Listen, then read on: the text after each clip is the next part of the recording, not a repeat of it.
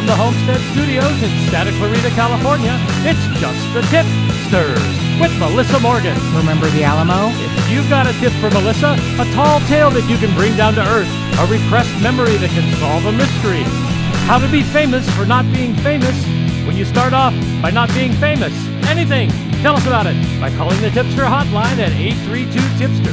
That's 832-847-7837, or send an email to jttipsters@gmail.com.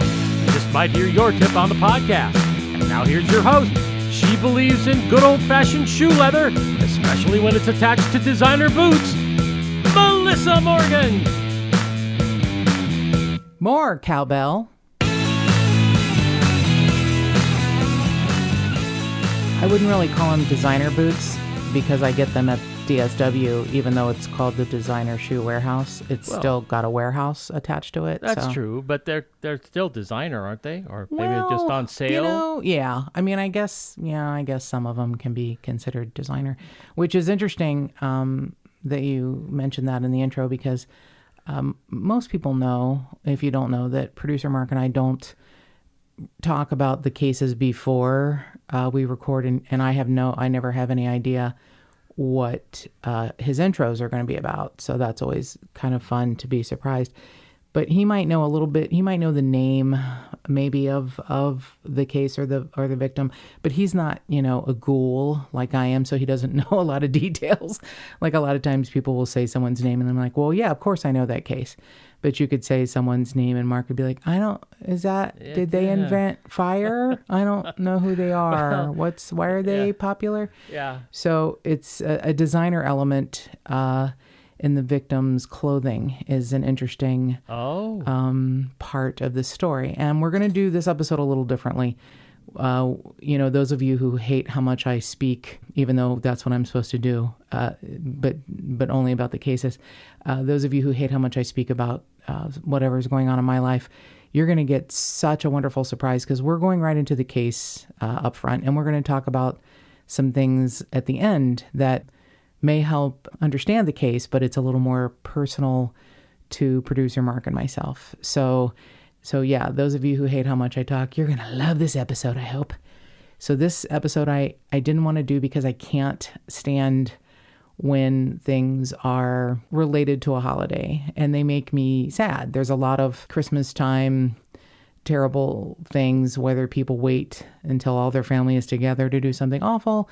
There's things that happen on specific holidays that can mark it forever, people that die on their loved ones' birthdays, etc. I've always loved Valentine's Day, even when I had no Valentine. I loved it as a kid. I loved decorating a shoebox to have little elementary school kids swap Valentines. I loved it. And since I was old enough, to have like a job babysitting, I would buy my friends Valentines. I send my friends Valentines. I remember being so happy when producer Mark and I started dating and we went to Big Sur for Valentine's Day, and I decorated the room with rose petals, and that was really cool. That was awesome. Yeah, you were really blown away, I think, because you hadn't had somebody who likes Valentine's Day like I do. Well, it's just, and I'm sure when you were in elementary school, you were one of those girls that I was like, because I never got Valentine's. except for from really nice girls like you who would give me Valentines, even though I knew they didn't want to have anything to do with me. But it was like, yeah, you may have been surprised. I think you were a little unaware. No. Anyway, it was so girls like you back then in the elementary school days. Made Valentine's Day a lot nicer for little shy boys like me. Well, I do love Valentine's Day, and I send Valentines to a lot of people in my life who mean a lot to me and that I love, who, I send a Valentine to my BFF Angela every year, and I'm like, I'm not a lesbian, but I love you. Because I find ones for her that are basically for your, you would send to your partner, to your, spouse, or... Oh, yeah. Because I love her. That's, just the way it goes. So the fact that this beautiful girl... instead of Jane Doe, I should be happy that she's not Jane Doe number 987. She is Valentine Sally. And I hate that, but it's also, I understand why it's done this way and the appropriateness of it. And she was found on Valentine's Day, which is heartbreaking. Now, she probably died between 10 and 14 days earlier because of the amount of decomposition, but she was found on Valentine's Day, which is somewhat crushing.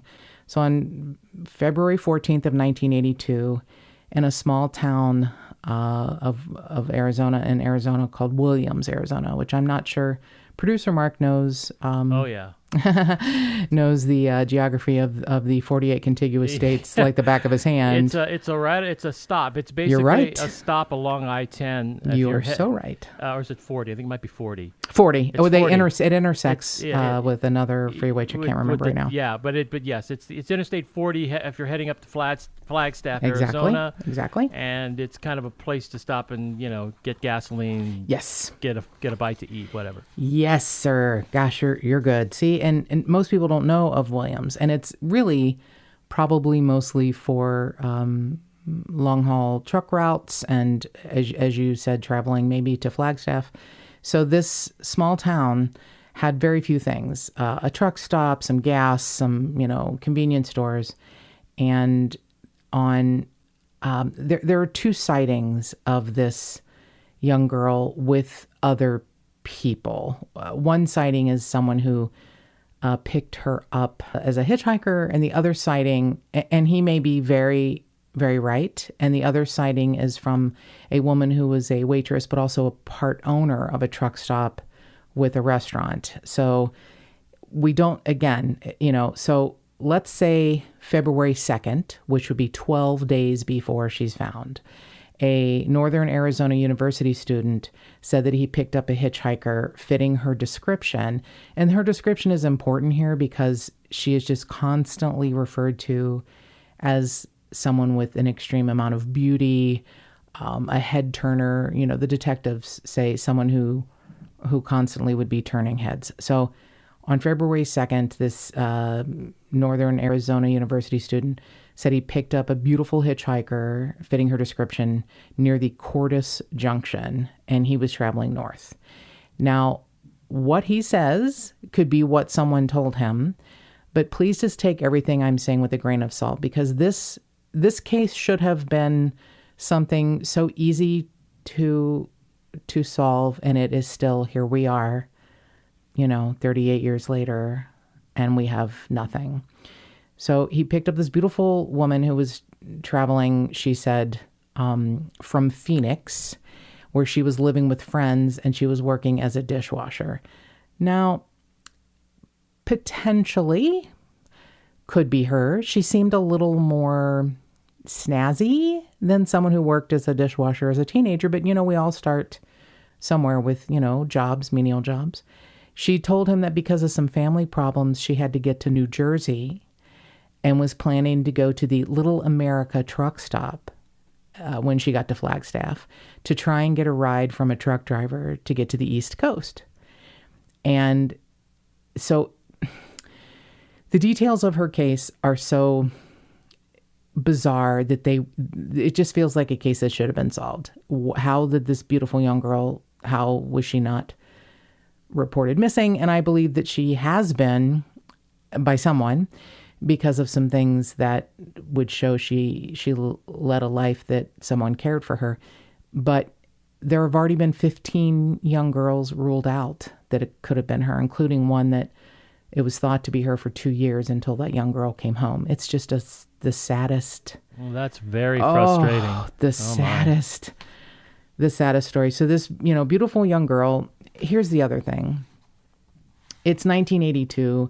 You may not have all of the forensic help that you do now. And you may not, people may have described her one way and described her another. And everyone sees things differently, right? So she's somewhere between 14 and 24. She's somewhere between 16 and 19. She's somewhere between 17 and 21. There's just a lot going on, a lot. And descriptions of people she was with also change at this restaurant a little later. So there are things that would lead one to believe she's younger, and things that would lead one to believe she may have been older than first thought. So it was first thought she was 14 to 19. She was very, very young to maybe late teens. She's, beautiful, well-developed, wearing nice clothing, seemed cared for, and something that should have been able, I think, to have been tracked. But maybe it's just too difficult because we don't know her place of origin. Where she started was extreme, interesting dental work.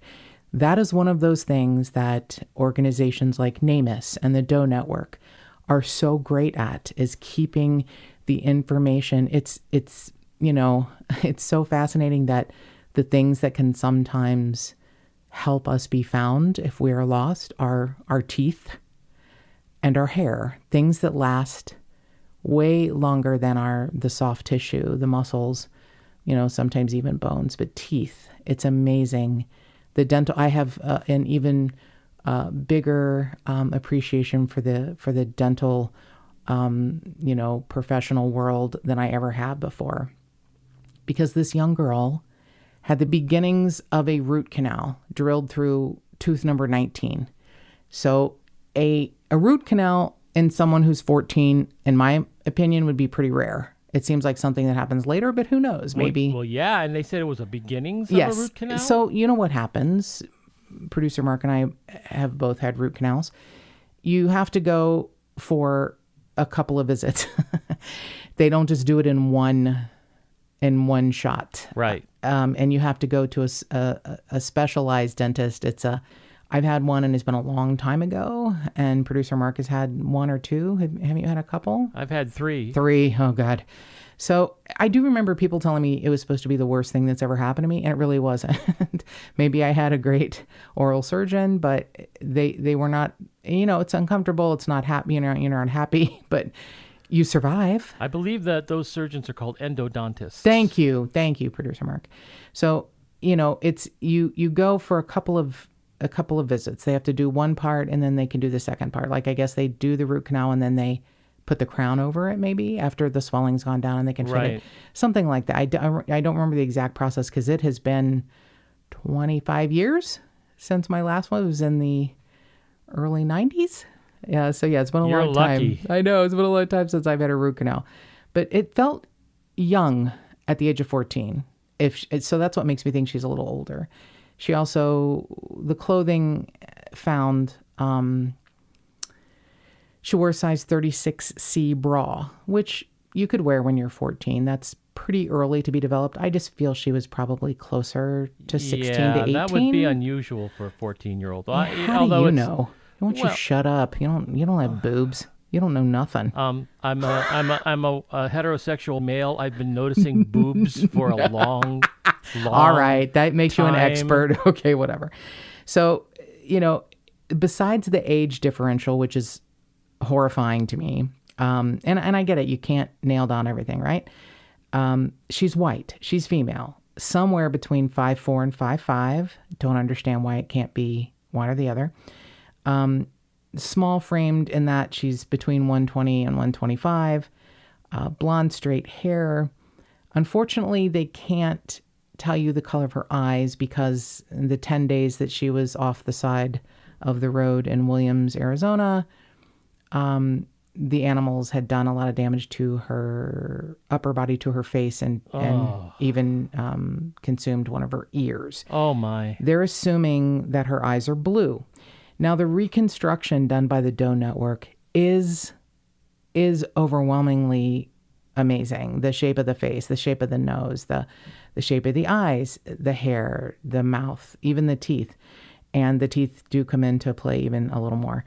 There's a couple of distinguishing marks that people have commented on that they think could be one thing or the other. There were well-healed, HEALED, scars on the top of her left foot and on her upper left thigh. There's one on the back of the thigh too. And they're pretty distinctive in that they're like 3.5 inches, long and 1.25 centimeter, wide. So they're pretty big scars. There are people thinking, are these scars from athletics. There were a couple of people that commented online on the Doe Network, I played soccer and I got scars like what they're talking about that she had. So they think maybe she was involved in athletics. Maybe not. Maybe, who knows, maybe someone dropped something on her foot, or maybe she sat down on something and hurt the back of her thigh. Who knows? She had probably both ears pierced, but the left ear is pierced for sure. The right ear is missing because of animal activity. I know it's terrible, but we're going to assume she had. Oh, so I know. Hard to even think of. I know. We're going to assume that both ears were pierced. She had moles above her right breast. These are identifiers. She had this red and white striped sweater that was beautiful. She had a pair of size 9 jeans, and they called them, here's the designer part, designer jeans from a company called Seasons. Now, if you're a teenager and you wear a size 9, chances are in the 80s you may have purchased them at a store that was around when I was a young person called 579. It was the 579 store, and they carried other sizes like size 3, size 1, size 3, size 11, but they were known to carry size 5, 7, and 9. Now, that's a junior's size. Women's clothing tends to be in even numbers, like 2, 4, 6, 8, 10. These were size 9, which is, there's just so many things about this young girl that are unusual, things that I feel like can really help find her, find who she is, identify her, because it's just, when you hear where she is, how she got there, and how things are not moving, I think you're going to be as upset as I am. So she had, kind of well-developed body and size 9 Seasons jeans. So I did a little looking around. Was not familiar with Seasons jeans. I found on an old vintage clothing website called the Rusty Zipper some Seasons jeans in size 9 that were made in Canada. So I'm not saying that she is from Canada, because quite honestly, it sounds like she may have been from Southern California or from maybe from Arizona. But someone has to know about a beautiful young girl that's gone missing with so many identifiers, including dental work and clothing. Someone has to know. It just seems so impossible that after all this time, nobody knows who she is. It's overwhelming, Producer Mark. And like I said, there are now 15 young women who have been ruled out that could have been her. And they have been ruled out and identified, including, I'm going to call 16 because she was identified as one woman because of a dental expert, by the way, for 2 years until the young woman went home to Florida. And there's a little bit of a heartbreak there's 2 heartbreaks about that story, which I'll get to in a minute. So on February 14th, a public safety officer was looking along the westbound Interstate 40, about 11 miles west of Williams. And he's in Arizona Department of Public Safety. And he was looking for a blown out tire that I guess they were going to use as evidence for a recent accident. And he never found the tire, but he found Valentine Sally wearing her jeans, her red and white striped sweater, and her bra. There were 2 loops in the back of her jeans that were broken. So they believe that someone drug her off of the side of the road, and she was not sexually assaulted, but she was face down. Now, granted, a young girl could be hitchhiking off the side of the road, walks off the side of the road, falls face down and dies. It could happen. I don't know why, but they have classified this as homicide. However, there's no cause of death. What? Because of, I'll explain. It wasn't strangulation because her hyoid bone was intact. There's no sexual assault. There's no gunshot wound. There's no stabbing. So they believe she was suffocated. Oh, okay. I don't know what you could use to come up with that because there's no petechia in the eyes because her eyes are gone from animal activity. I don't know how. They're not releasing. Maybe that's a piece of information that they want to keep so that if they ever find someone who's a suspect, that they can, that would be a piece of information they hold back. Yeah, like maybe they found something in her lungs, like a particular type of cotton from a pillowcase or something. Maybe that's it.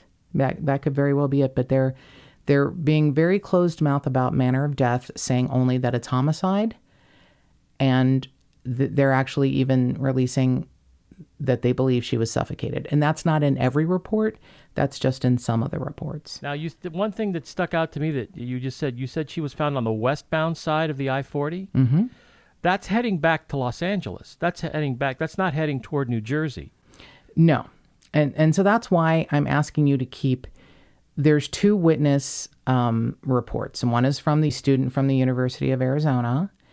And the other is from this woman who was part owner of the Monte Carlo truck stop, even though she said she wanted to go to the Little America truck stop. So these two accounts of the same similar beautiful girl don't exactly add up. However, there are way too many beautiful blonde girls who apparently went missing in this time frame in this area because 15 women have been excluded. So that's maybe one or both of these people have the wrong girl. However, the next report I'm going to give you of a witness is a little closer to what may have been Valentine Sally. So on February 4th, which would be 2 days after the Arizona University student, the waitress / owner, part owner of the Monte Carlo truck stop, said that a beautiful young girl. Now, I'm not saying that men don't notice beautiful young girls, because they absolutely do. I don't know how good men are with, please don't take offense at this, producer Mark. I don't know how good men are at recounting details. Not very good. Right. After the boobs, that's about it. Right. I don't know that the young university student would have remembered that she had on a red and white striped sweater and she had earrings, and the details that this waitress gives, basically, in my opinion, of what could become the perps is a really good description. But she is very clear about the fact that this young girl who was accompanied, and here's the problem, by either 1 or 2 men. That's another part of this description that just gets me. Is it 1 or 2? Fucking pick. Is it 1 or 2? It's a much better description. She describes a beautiful young girl who was, she said, breathtakingly beautiful, who was accompanied by possibly 2 men, a older white male between the ages of 60 and 65. She said medium height, which will come into play a little later in one of the suspects, because he was definitely not medium height. But her description of him was pretty close. Medium height, 5'8" to 5'10", medium weight, also perp is a large man. He had on a 2-tone brown checked leather vest. But here's the interesting part, a felt cowboy hat that had a large peacock feather in the front. And we've all seen those kind of cowboy hats with a large feather. It's, Sure. It could be a Willie Nelson hat, or it could be a Native American, And not uncommon at all in exactly. that part of the world. Right. That's the problem. Here's the detail that makes her account a little more solid. As I say that, then it's like, it's either 3 a.m. or it's 4 a.m. They were either there from 3 to 4 or from 4 to 5. They were there for about an hour. There's also another male, a African-American male, who was in his 40s. So a young girl under the age of 20, probably, a black male in his 40s, and an older white male in his 60s. The older white male, in my opinion, probably was a little younger, but looked older because he was taller and heavier, which we'll get to him in just a minute. So the server / owner of the Monte Carlo truck stop restaurant said she took their order, and the young girl said her tooth hurt too much to eat. Well, yes. Now that's big because that was not released in the public. There was no, newspaper article saying that she had the number 19 tooth had been pre-drilled for a root canal. She asked for an aspirin and some water. And apparently the older white male companion, seemed worried about her tooth also to the waitress. Now, this is to a female waitress, a business owner, and she seems like a very stand-up citizen because she said that anytime she felt, and this is in the 80s where the words human trafficking were not even born, if she felt a young girl was in the company of a truck driver or someone else who had nefarious thoughts or ideas, if she felt that someone was underage, and she reported these things to the sheriff's department all the time. She was really known as a good witness. She didn't feel at the time that this beautiful young blonde girl in the red and white sweater with a toothache was in danger. She felt that the older gentleman was concerned for her and could have been a father or uncle type. Now, when you're trying to act, maybe you don't know you're in danger, but maybe you're trying to act, upright in public, but you ask for water and an aspirin because of a toothache. Maybe you're trying to signal someone. I mean, I don't know. But the waitress business owner didn't feel she was in danger. But it makes sense that probably not long after that, and not many miles away, like 11 miles, like 20 minutes after they left the Monte Carlo truck stop and restaurant, Valentine Sally ends up on the side of the road face down. We don't know how, we don't know why. Somebody got her into a vehicle heading the opposite direction of where she wanted to go, obviously. Well, we don't know because we don't know if she really wanted to go to New Jersey. We just don't know. All we know is, you just have to follow, not to sound like every, police officer in their universe. You have to follow what you have. You have to follow the details. Again, there's just so many different variations of where, if this was her, if she was really seen, we don't even know if it was the same one. It makes more sense to me that the waitress has a better description, because why would she know that she had a toothache? She would recognize that there are people seated in a restaurant to eat in the middle of the night, and one young girl doesn't want food because she has a dental issue. That to me seems like a more solid description of seeing her. But the thing is, we don't know. And what is one of the more heartbreaking parts of this case, not that it isn't heartbreaking enough, is that 2 years later, in 1984, Valentine Sally was misidentified as a teenage runaway from Florida named Melody Cutlip. Melody had run away from home in 1980.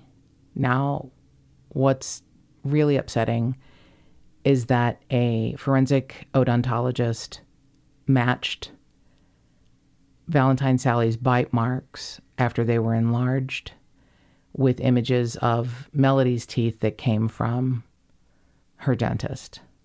It seems like this wasn't maybe the best method, as we find out later on. Jane Doe Valentine Sally's remains were buried with a headstone that says Melody Eugene Cutlip. Oh, my. Now, Melody's mother said she never really believed that Valentine Sally was her daughter. And in 1986, Melody comes home and is reunited with her family. Wonderful. And the really bad part of this is that Melody was killed in a vehicular accident in 1998. And yet, she now has 2 headstones because, for some reason, they won't change the headstone on Valentine Sally's grave. Is that in Williams? Is it in Williams? And they won't change the headstone? Still still says Melody Eugene Cutlip. You got to believe somebody's offered to pay for a different headstone for credit. There are GoFundMes that are set up. I don't understand if the coroner's office won't allow it, if the, I think it's Coconino Sheriff's Department, if they won't allow it. I don't understand. I don't either. That's disrespectful for one thing. Well, disrespectful you can say, but to me it's just because, I mean, you made this determination that it's this person. We know now that it's absolutely not this person. Why can't we admit there was a mistake made and it's not her? And why can't we, still, if you want to call her Valentine Sally, call her Valentine Sally. Call her Jane Doe number, whatever number. But don't call her Melody Cutlip when we know it's not Melody Cutlip. Well, right. I'm saying it's disrespectful to Melody and to the poor young girl who was actually killed. Right. To the girl we don't know. Yeah. So I'm going to read the names of the women who have been ruled out. Women who were missing, but who have been found and who are ruled out that are not Valentine Sally. Carol Lubon. She was from Los Angeles. Mary Blee from Route, Colorado. Kim Laro from Wayne, Michigan. Teresa Hammond from Sacramento, California. Teresa Brewer from Mahoning, Ohio. Melinda Creech from Madison, Indiana. Mary Jo Long from Los Angeles. April Zane from Will, Illinois. Eleanor Parker from East Baton Rouge, Louisiana. Ava Rodell from Manatee, Florida.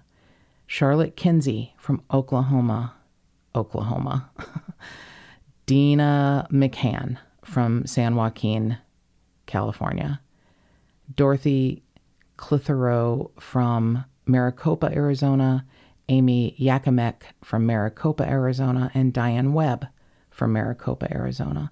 All of these women have been ruled out who were missing, who were either found dead or alive, but they all have their missing person numbers, their date of birth, and the fact that they were found, and they are not Valentine Sally.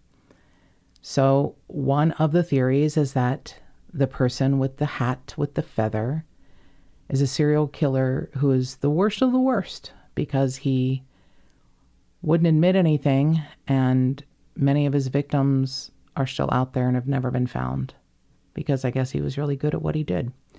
Royal Russell Long. Now, one of the horrible things about serial killers is that they die and they keep all of their awful secrets with them. Sometimes they die of old age or at the hand of someone else or while they're in custody of something as simple as a heart attack. So Royal Russell Long has been, charged with several young women's disappearances. He was a long-distance truck driver and a carny worker. He wore a cowboy hat with feathers around the rim and also had the glasses that the waitress described and a beard. However, the difference between her description of a 5'8" to 5'10" medium build guy is that Royal Russell Long was about 6'3" and weighed about 250. But he looks disturbingly like what the waitress described. However, as producer Mark pointed out, so do a lot of people. And a lot of people of that time looked the same. Well, sure. And those types of that type of dress is common in Arizona and New Mexico, In the West, and especially if someone, traveled and used that as a reason to collect victims. But he, drove a pretty large area. Like he was from Wyoming and Oklahoma. He had lived in both of those states, but there were people that are suspected to be his victims, from New Mexico to Oklahoma to Wyoming. I mean, he has a history of sexually abusing young women, including his own daughter, and she testified at his trial in 1987 because one of his victims got away. He had another MO that was different than Valentine Sally in that he would kidnap and potentially murder 2 girls at a time. I don't know why. That's interesting. The double? Yeah, I don't know why. But in 1987, he kidnapped 2 girls, and one got away from his home. She had been tied up with, and this is in Wyoming, she'd been tied up with, she and her friend, tied up with untwisted wire hangers. He used wire hangers to wrap around their wrists, and he raped them both. Now, the young girl got away when he fell asleep, and she ran to a neighbor, and the neighbor helped her call the police, and she was 14. And she explained that this man picked these 2 girls up hitchhiking and offered to pay them to help him unload. It chills me to the bone. Unload stuffed animals for the carnival, where he was a carnival worker who gave out animals for some of the contests. And that just, anytime I've gone to a state fair or a carnival and, producer Mark has tried to win me a prize, or I've tried to knock down, milk bottles and win a stuffed animal because I'm a stuffed animal freak, to think that the people that are manning these rides or games could be this awful. It's for children. These things are for children. It's haunting. It's terrifying. And this young girl who escaped said that he raped us, and she went to the neighbor. She escaped, and she heard his truck. The sound of his truck on the gravel in his driveway was so awful to her. She recognized it and got very upset as the neighbor was reporting it to the police. And her friend and Russell Long left his home, and her friend has never been found. Oh, my. So he kidnapped them both together, and yet the friend has never been found. He was eventually charged with kidnapping and murdering 2 girls. They both remain missing. And he was in custody and died of a heart attack in 1993. Now, the young girl who fled in his home in Evansville, Wyoming, she's the one who, set in motion, the fact that we know that Royal Russell Long even existed. It's the ones who escape that can sometimes help us backtrack. And how many times do they escape? Not very often. Right. So it can, he had a thing with young girls, obviously. He had a thing with capturing 2 at a time. I don't know what that particular MO is. And he took his shitty secrets with him to the grave, because he would never, I hate to say this, all we have is the victim who survived. The victims who he, was finally arrested and convicted of kidnapping and murdering, still have never been found. It's just, the whole thing is just so heartbreaking to me that these, there's so many more of these cases than I even know. And it's terrible to even think about it. So I try not to think about it. So what I hope we can do is the ones that are found and we don't know who they are, if we can help identify them. So Valentine Sally probably came from Southern California in 1982, may have had some trouble at home, may very well, and wanted to get out, may very well have been the young girl that was identified by the waitress at the Monte Carlo truck stop and restaurant. She may have had this dental work that, believe me, I have looked, and so many people have looked, to see if the Coconino Sheriff's Department checked with local dentists. Now, my idea is that she probably didn't come from Arizona. She probably came from someplace else. And maybe they don't have, a way to check with every dentist in 1982 in Los Angeles. I just can't help but believe there's so many pieces of evidence in this case. Right. So many pieces of evidence. There's got to be somebody who knew where she came from, because if the young man who gave her a ride, I think you said he was northbound, heading somewhere up toward the I-40. So it's possible she could have come from like Scottsdale, which is a very affluent area. But you're right. It's probably Southern California. There's got to be somebody who knew who her parents or whoever it was who her guardians were, that were, affluent enough to afford to buy her that type of clothing. And she obviously hadn't been on the road that long because, by all accounts, her clothing looked very well kept. Yes. And so somebody out there, I know, and we're all older now, and this is almost 40 years ago, but somebody's got to know where she came from and know that somebody disappeared.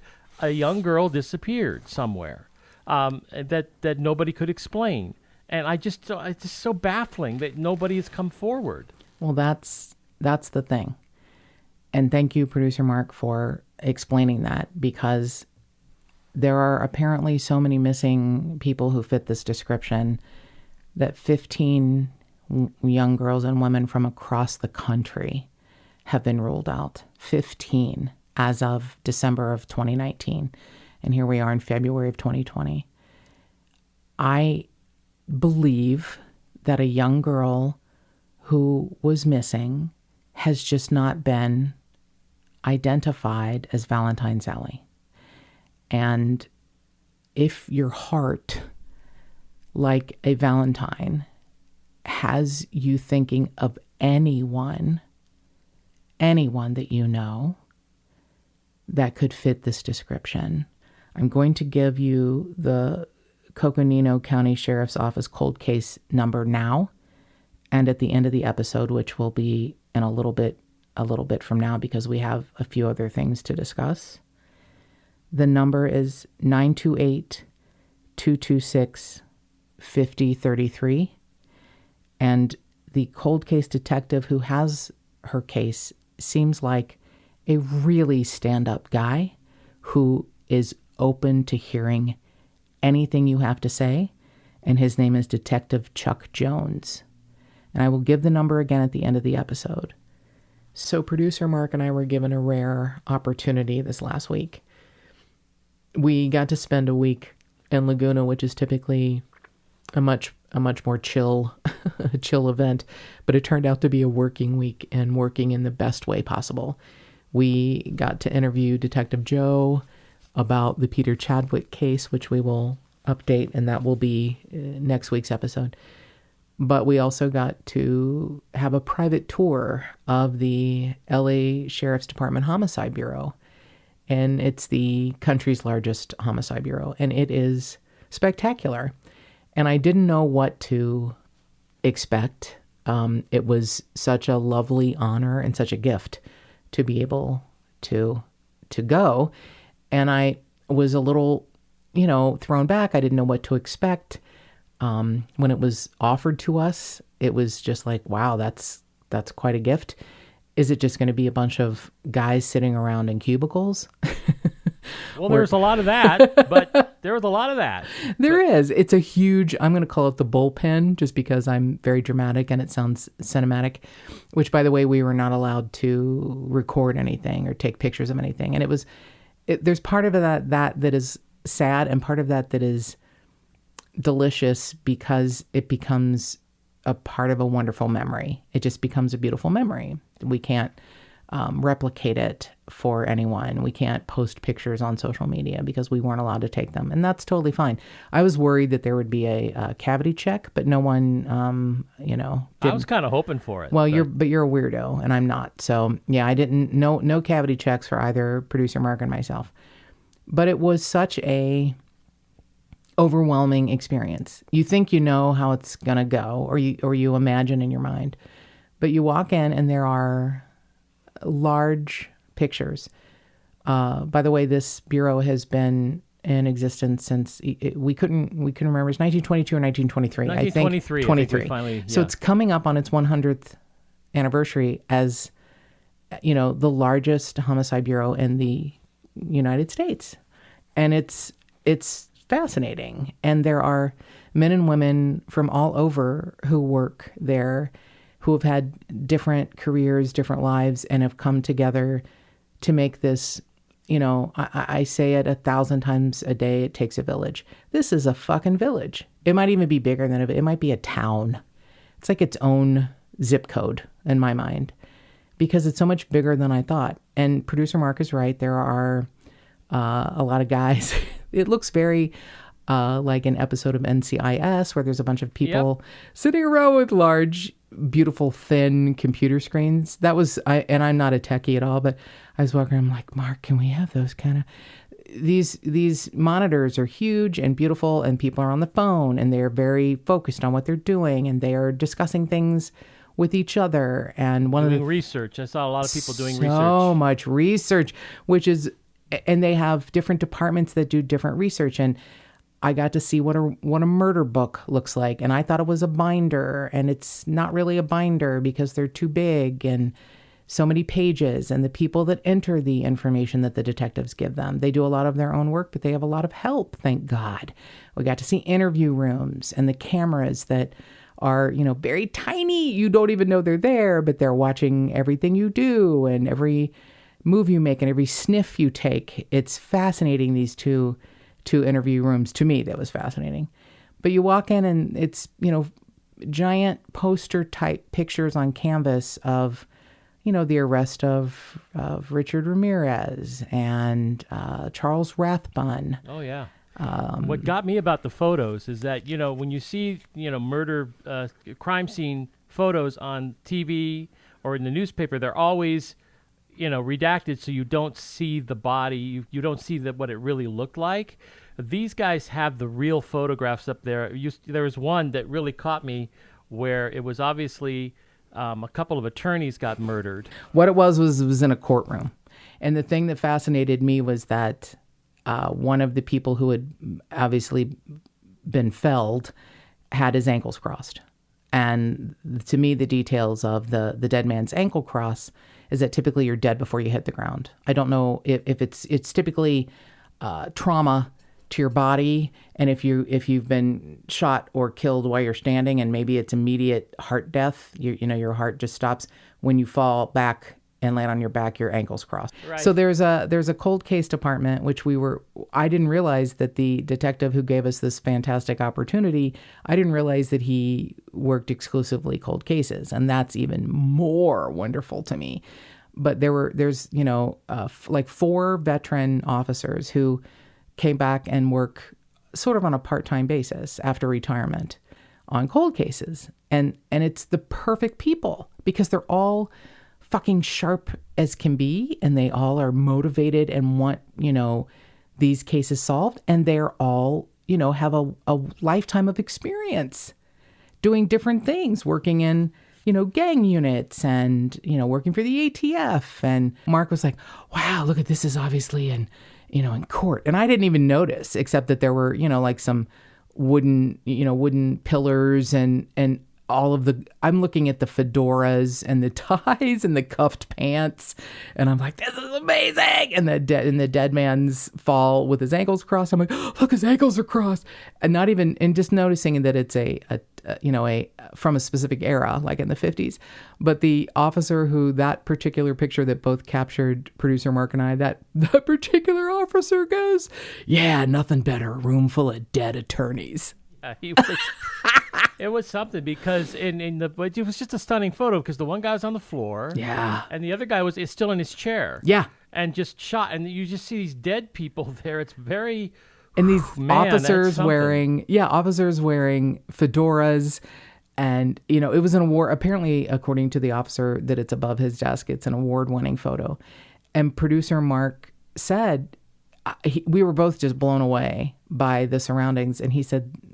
Explain exactly what you said, but it was something like, this must give you a lot of inspiration. Yeah, what that really surprised me walking into, every single wall of this massive building, every single wall is filled with photographs of either crime scenes or newspaper articles, and really just compelling photos, just beautifully taken, sometimes very upsetting photos of police at work, at homicide detectives at work. And I said to a couple of the people there, our host and his captain and a couple of other people, this must really provide incentive to everybody who's working in this room. You're right. To do a good job, to feel a part of something that's bigger than themselves. Absolutely. And it's really, I mean, I never would have imagined they would have done that. But me either. Because to me, when you hear that, you think, that's kind of sick. It's not. But it's not at all. No, it creates such a feeling. It creates a feeling. It creates a,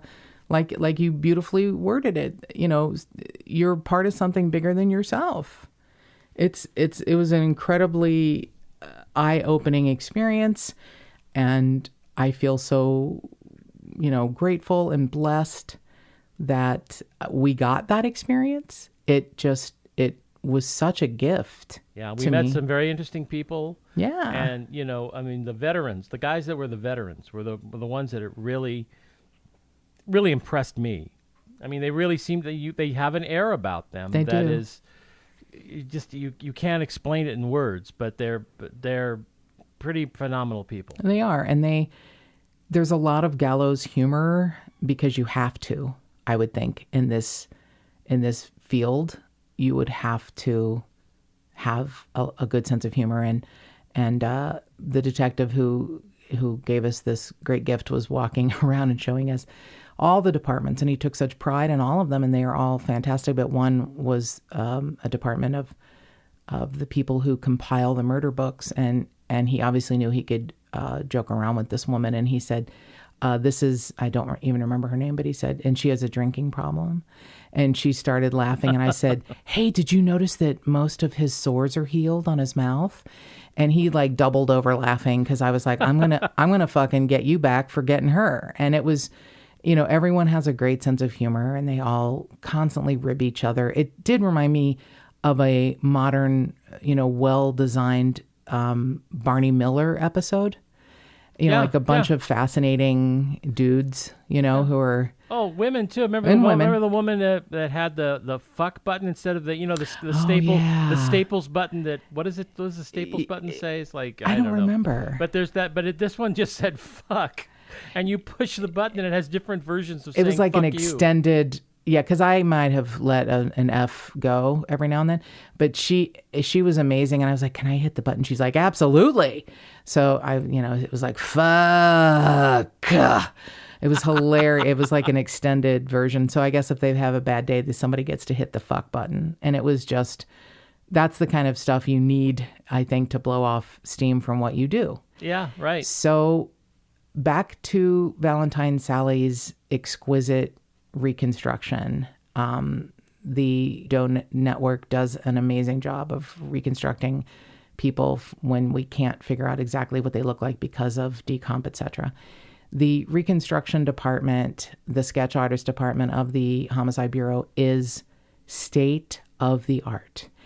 And it's a small department. There's only 3 people that I'm aware of. And we got to meet the head of the department, and she was so gracious to let us see what she does. And these are artists. There's just no way, they're artists, and they use their art to help people who can't tell you who they are. They help them be seen, help them be found. And it was spectacular, the work. It was explained that they use a 2D method as opposed to a 3D method because it's more realistic, which I found, I didn't quite wrap my head around it, but it's fascinating. It starts with the sketch, and it's not just a sketch of a missing person or a found person who we don't know who they are. They do amazing work on what's known, crime aficionados will know what a 6-pack is. A 6-pack is 6 pictures of people who look like a perp. So one is the perp, and 5 others are people in the system who may have mugshots who look like the perp. And they give it to a victim or a witness and say, can you pick them out? Now, my favorite, and this is, I don't want to give away too much so criminals have a really good idea of what to not do, was a dude who the actual perp had face tattoos galore. Weird shit across his forehead, on his neck, on his cheeks. He was tatted up with some bullshittery. And it was fascinating because I understand a lot of this can be done computer generated, but the tone, the color, the ink, the skin tone. She had put together a 6-pack with 5 other guys who did not have face tattoos with the same tattoo as the perp. Yeah. So we'll put it on all of them. Yeah. Whoever had to look at this had to pick out the right person because they all had the same face tattoos. And there was another fantastic 6-pack of a perp with vitiligo. He was African-American and had large white spots on his face. And I'll be goddamned if she didn't recreate the exact vitiligo pattern on the face of the other 5. It was really fantastic. It's awe-inspiring, this kind of detail to work to make sure you're going to get the right person who may be a perp or someone who can, find the right person, even if they're looking at 6 images who look, a lot alike. It was fascinating. But the reconstruction, those little white markers on a skull. She had a skull on her desk, not of a victim. It was just as an example. And the little white markers that you use before you put the clay on the face. It was just, the whole thing was such a fascinating thing. And it's just to say that the people that do this work are so precious. They're so important to all of us. The people that help find the bad people, the people that want to take someone's life, even if they find someone who died of natural causes, to be able to reconstruct an unidentified person's face for identification is way more than a gift. These artists are way more than artists. They're like angels on earth in my mind. They're fantastic people. So back to Royal Russell Long having been convicted by only the person who got away, the one victim that got away. I couldn't help but think about John Albert Gardner III, the monster from San Diego County who was convicted of killing Amber Dubois and Chelsea King. And the one that got away, Candace Moncayo, is the one that made him the most angry. John Gardner was, a monster and who had been, he'd had a sex offender, he'd been on the sex offender registry since he was 21 years old. And at the age of 37, he finally gets arrested after killing Amber Dubois and Chelsea King. And that couldn't have been an easy investigation. It took a lot. But Candace Moncayo went to visit her family in Rancho Santa Fe near San Diego for Thanksgiving. And she decided to take it. She was athletic, decided to take a run around Lake Hodges, a beautiful area in Rancho Santa Fe. She passed a big guy and said good morning. He said good morning. And as soon as she got past him, he tackled her and got on top of her. And she was screaming, of course, and he screamed at her to shut up. And she was fighting and said, "You're going to have to kill me." And he said, "That can be arranged." And she managed to sit up and hit him so hard with an uppercut from her elbow to his nose that she heard his cartilage snap. Oh, that's awesome. Well, it's more awesome than I can tell you because of what happens later. He grabs his nose. She runs away from him. She gets to houses and she asks them to call 911. Now here's a little bit of a glitch that bothers me. The person reporting the incident to 911 said 5 minutes ago, a woman was jogging near Lake Hodges and a man attacked her and asked for money. And that put into a chain of events that Gardner was not considered a rapist murderer, but a burglar. Oh, for God's sake. Right. What struck me so hard at John Gardner's sentencing hearing, and there are pictures of it online that are glorious. He got furious because Candace Moncayo said in her statement, I elbowed him in the nose with an uppercut, and the camera goes right to him, and he turns to his attorney, and his face turns black. His eyes turn black.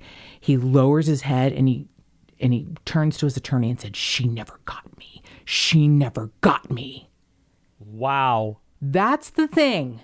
Of all the things that he did that bothered him is that a victim got away and explained that she got the best of him. Yeah, that's the whole thing, right? That's it in a nutshell. If you ever wondered if rape is an offense of power, there you go. It has nothing to do with sex.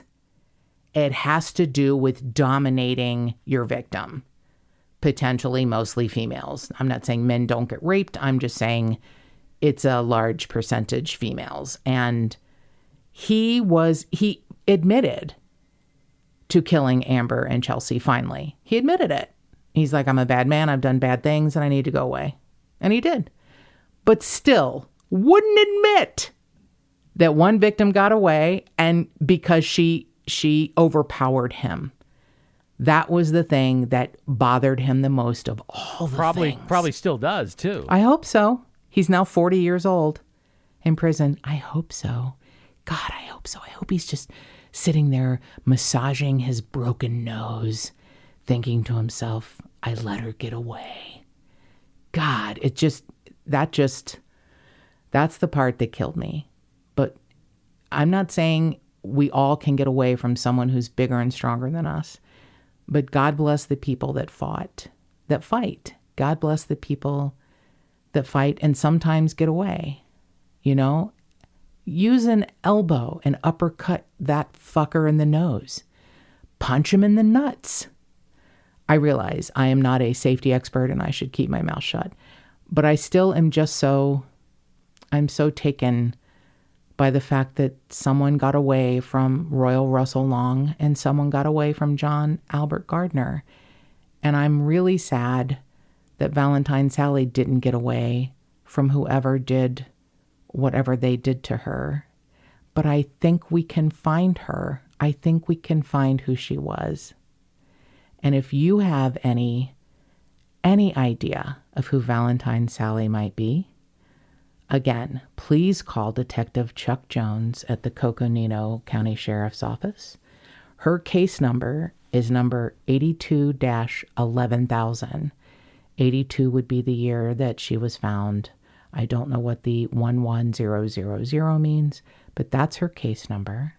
And his number again is 928-226-5033. And join us next week when we interview and have a great discussion with Detective Joe, who was on the U.S. Marshals Task Force that found Peter Chadwick, and more cowbell. And remember, our phone number is 832-TIPSTER. That's 832-847-7837. And if you'd like to support the podcast, go to patreon.com/justthetipsters.